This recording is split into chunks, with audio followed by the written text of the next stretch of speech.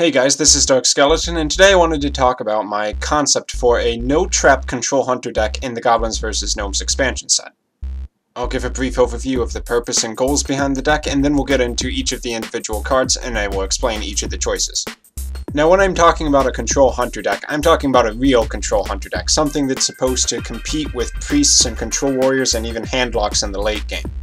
A deck that can survive long enough to make it to the late game, and then having tons of ridiculously powerful answers to overwhelm your opponent.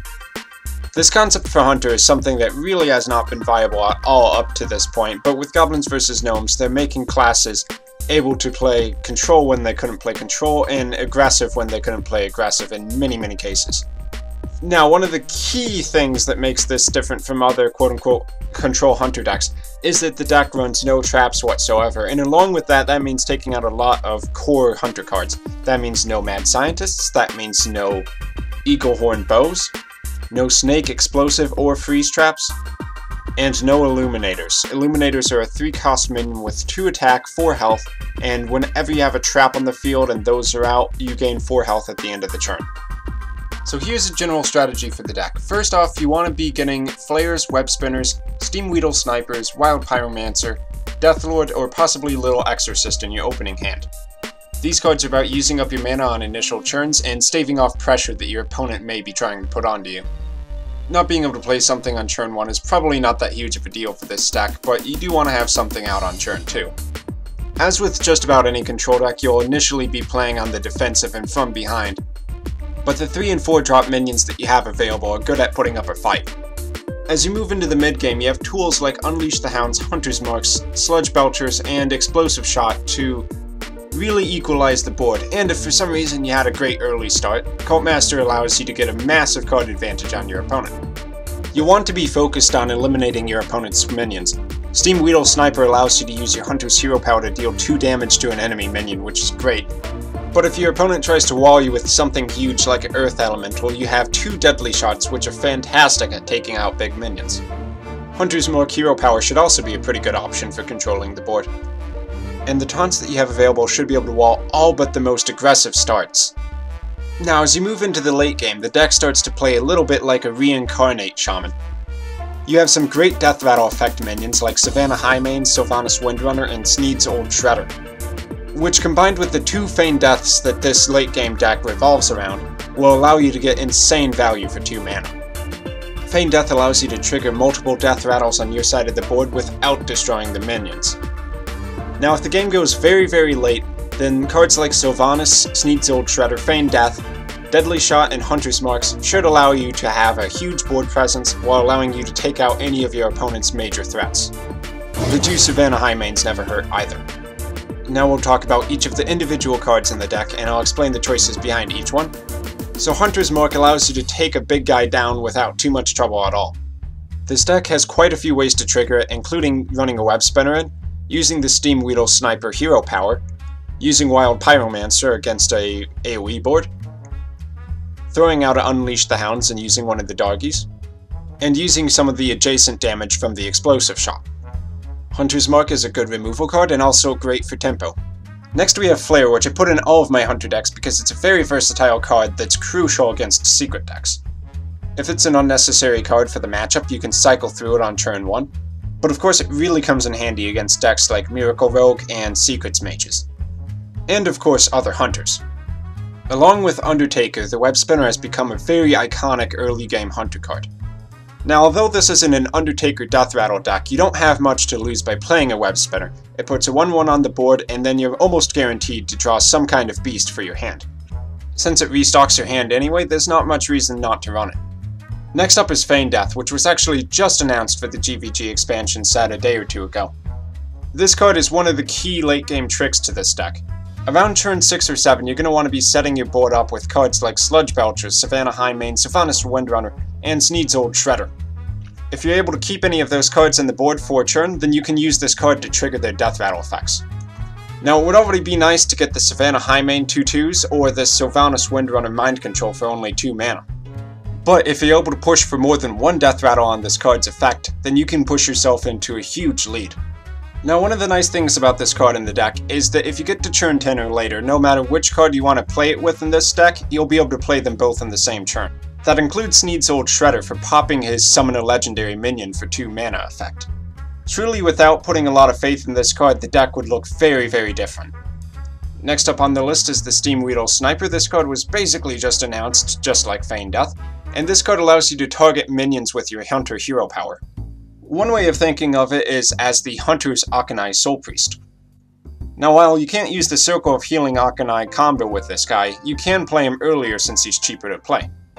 Turn 4 or any time after that you play this guy, you can immediately use the hero power on the back of playing him to ping a minion for 2 damage. Possibly the biggest risk is that something takes advantage of his low 2 attack on turn 3 or 4, such as a Dark Cultist, and just takes him out. But overall, I see this card being pretty strong, especially if you're able to protect it with a Death Lord or a Little Exorcist. Well, there's only one of them in the deck. The Wild Pyromancer allows you to combat enemy boards that are flooded with weak minions. It also works very well with Hunter's Mark for taking out any big minion on your opponent's side of the board. There's enough spells in the deck to make his effect proc, and it's generally regarded as one of the stronger control cards. Deadly Shot is not a fast card, but it's great against enemy taunts and enemy legendary minions. A good portion of Hunter decks, even the aggressive ones, do run 1 for the sake of getting through enemy taunts, but few people would actually expect you to be running 2. Combined with Hunter's Mark, you have a pretty good selection for mid to late game removal. And hopefully you'll be able to save at least one of them till enemy Alexstrasza's or Ysera's come out so you can take them out immediately. Now, it was a little bit of a hard call, but I put one Death Lord in the deck, and that's because this deck does have a weak early game. Death Lord is one of those cards which will either force your opponent to stall to trade all their minions into your guy, or to use precious removal resources to take this guy out. The average player is likely to see this guy and try to throw everything at it to remove it on the turn he comes out. Now, this does have a decent chance for it to backfire on you and put you in a bad situation. And that's why a lot of people choose not to run him. But you really can't discount the fact he has 8 health. If they don't have an answer to this guy will really protect you and your Steamweedle snipers. I like to think of having one of these in the deck as more of a calculated risk than just a pure gamble. So partially to account for that, as I mentioned earlier, we have 2 Hunter's Marks and 2 Deadly Shots.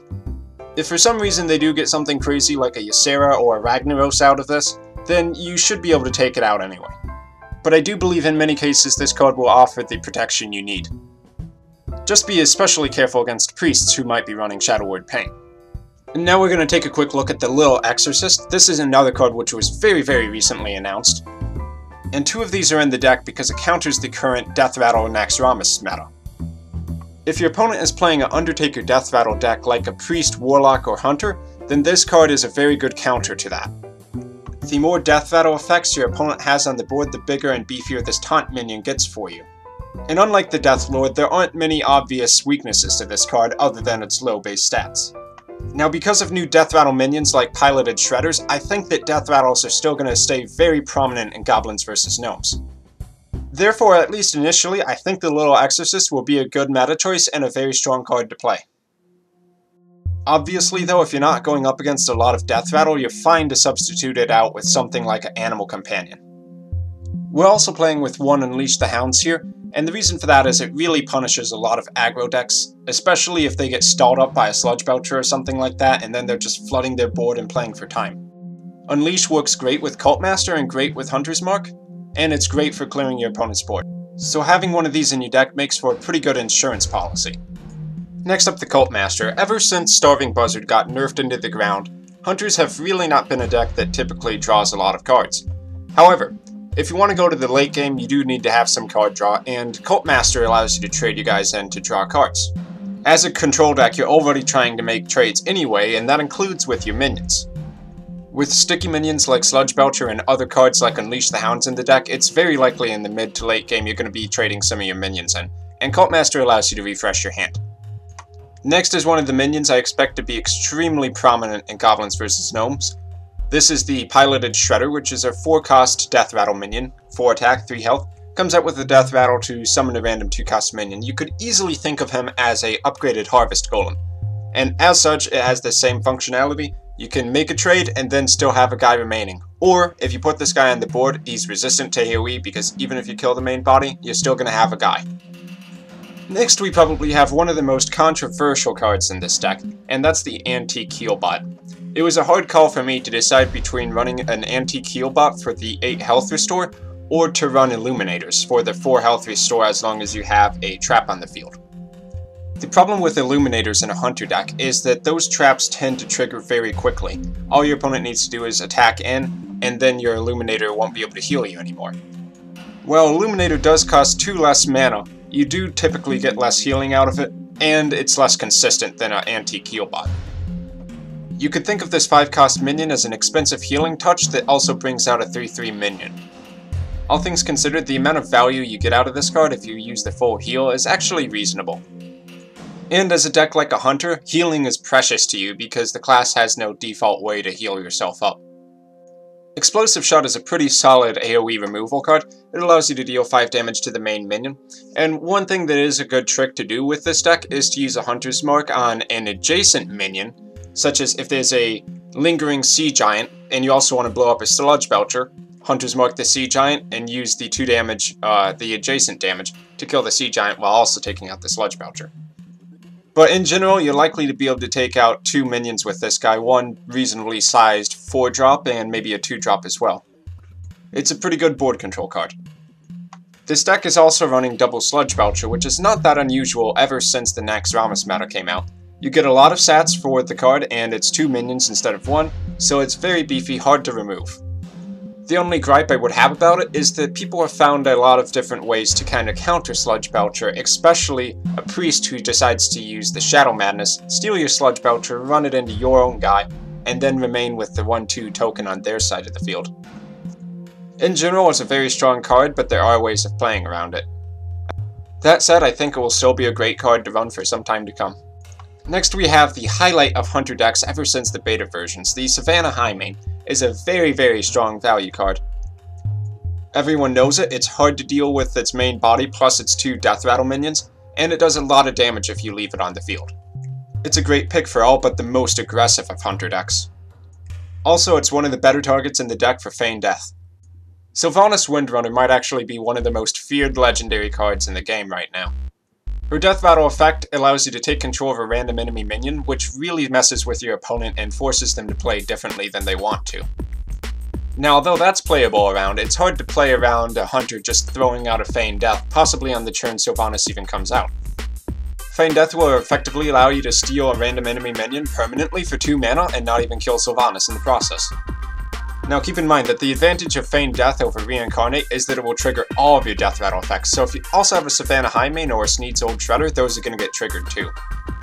All in all, Sylvannas is a great control card. Ragnaros the Fire Lord might not be a Death Rattle minion, but he is very popular for a card that gets a lot of value. He can be a great finisher, and the less enemies you have on your opponent's side of the board, the more likely he'll hit what you want him to hit. Naturally, the great thing about him is that he can take things out without even taking damage himself. So if your opponent doesn't immediately have an answer like Shadow or Death, they're in serious trouble going up against this guy. And finally for the deck, we have Sneed's Old Shredder. This is one of the new legendaries in Goblins vs. Gnomes, and he has, in my opinion, the most ridiculous death rattle in the entire game. When this guy dies, you summon a random legendary minion to the field. That can include anything from Millhouse Manastorm all the way up to Deathwing. If Sylvannas wasn't already your main target for Feign Death, then this guy definitely is. Anytime you can trigger the Death Rattle effect, you're getting a free minion, and Feign Death will allow you to effectively summon any legendary in the game, although it's a random one, for 2 mana. Now on average, legendaries have a very high mana cost, so you're going to get significant value out of playing that. And if you're ever able to proc both the Sylvannas Windrunner Death Rattle and Sneed's Old Shredder Death Rattle using a Feign Death on the same turn, then your opponent might as well concede because you just stole their minion and summoned a new legendary. So that's it for all the cards in the deck. This is a very theoretical deck that I'm definitely going to try playing as soon as GBG runs out, which might be pretty soon, but could be later in December. It's hard to say for sure. Now there are definitely different ways of playing Control Hunters, such as switching back to the bow and traps with Mad Scientists, but I think that having a no-trap Hunter deck is actually really going to catch a lot of people off guard. In all likelihood, I'll probably be experimenting with both versions of the deck to figure out which one actually works better. I'll be uploading some games and afterthoughts as soon as I get a few chances to play this deck, so feel free to subscribe to my channel if you want to see more information on that. I've been Dog Skeleton. If you enjoy my videos, please consider donating to my Patreon. Thank you all very much for watching, and I'll see you all next time.